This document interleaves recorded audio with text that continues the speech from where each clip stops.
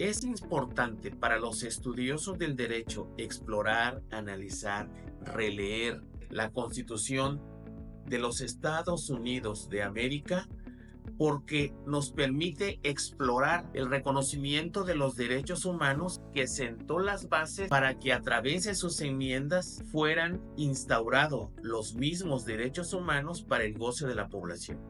Con este video lo que pretendemos es mostrar cómo la Constitución de los Estados Unidos de Norteamérica, que se firmó en 1787, al ser la primera constitución moderna de la edad contemporánea, no solamente marca la instauración en sí misma de derechos humanos de un pueblo que se autogobierna, sino también cómo esta Constitución ha influido en otros países democráticos.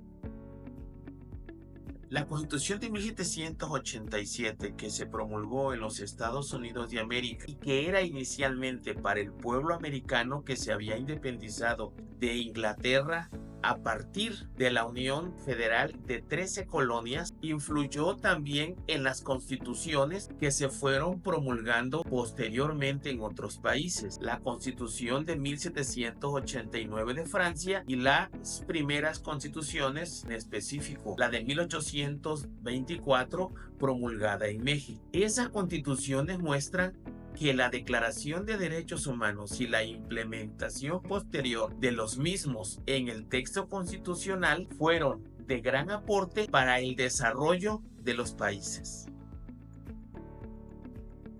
Las 13 colonias de súbditos británicos que se habían establecido en la costa este de Norteamérica tenían una lucha constante con ultramar, o sea, el gobierno británico, luchando por la representación en el Parlamento, representación que no tenían y que les impedía poder participar en la discusión de los temas importantes para estas colonias, principalmente en el tema de impuestos. Se sentían y eran oprimidos con altos impuestos y con muy poca retribución en cuanto a los beneficios de esto. Desde el punto de vista filosófico también las ideas de John Locke fueron muy importantes para esta conformación del país que pasó de las 13 colonias en una evolución natural a través de la lucha, algunas veces armada, pero sobre todo del consenso de los diferentes gobiernos en cada provincia hasta llegar a la Declaración primero de Independencia en 1776 y la Constitución en 1786. Filosóficamente lo que se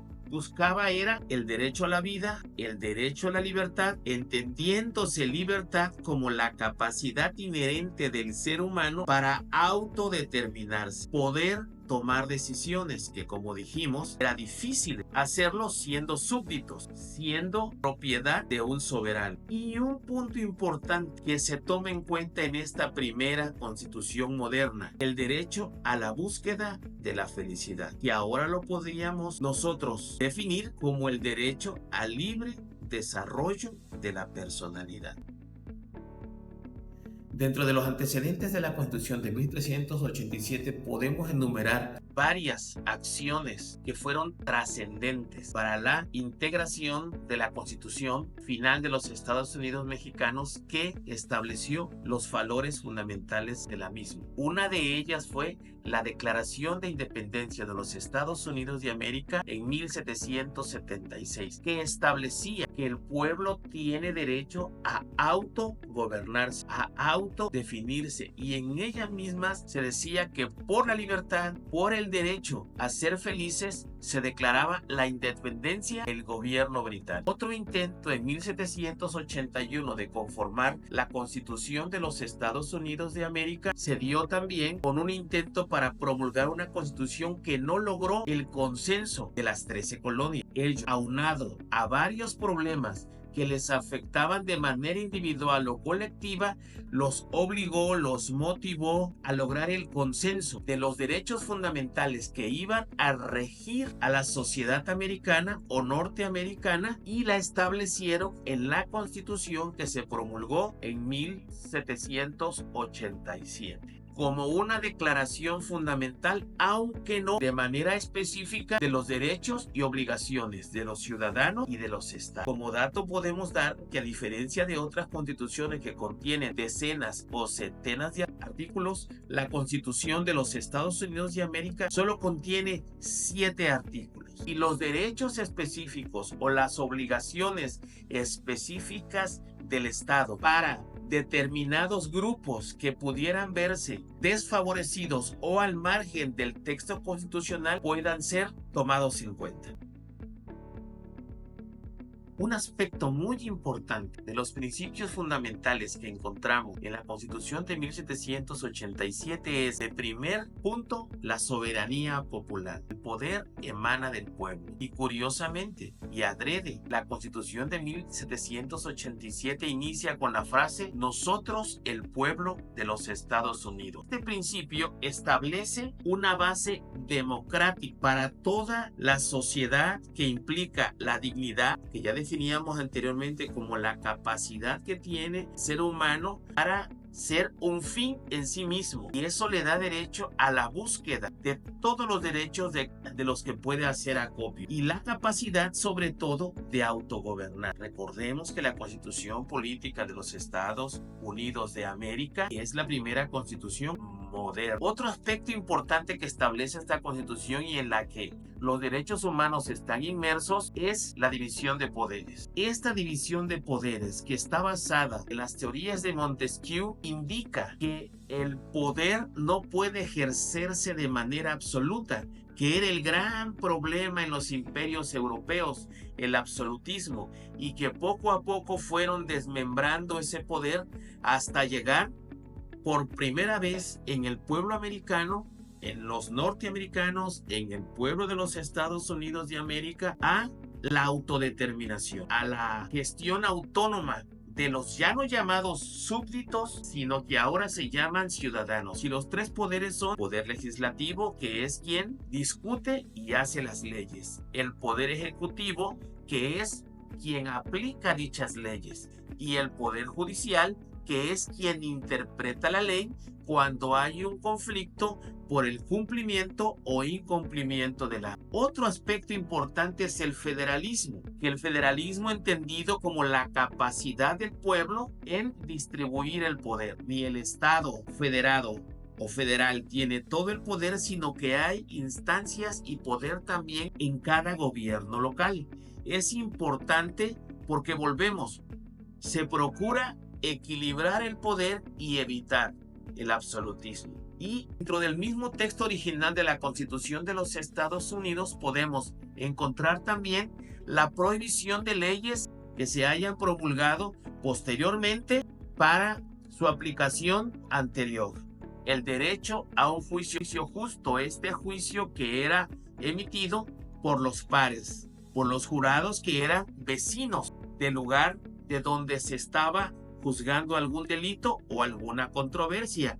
Y sobre todo, y muy importante para el posterior capitalismo, es el reconocimiento de la propiedad privada. Que este reconocimiento de la propiedad privada implicó un largo debate para entender qué se conocía como propiedad privada. Y aquí estamos hablando de las enmiendas, que veremos un poquito más adelante.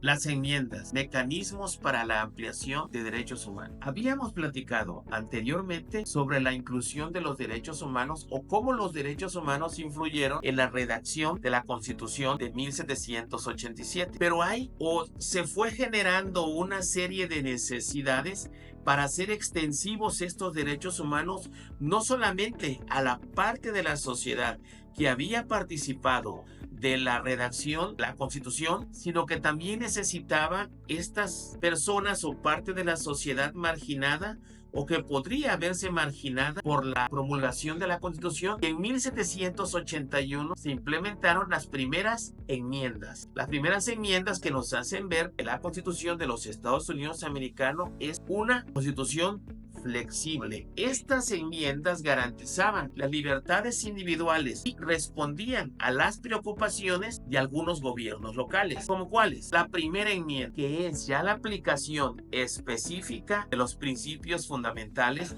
redactados que ya hemos mencionado. Y esta primera enmienda tenía que ver con la libertad de expresión, con la libertad de religión y con la libertad de prensa y de reunión. La segunda enmienda va acorde con la primera. Mencionaremos algunas de las que tienen más actualidad en nuestros días, sin dejar de decir que todas son importantes. La cuarta enmienda, que protege los registros y el allanamiento arbitrario.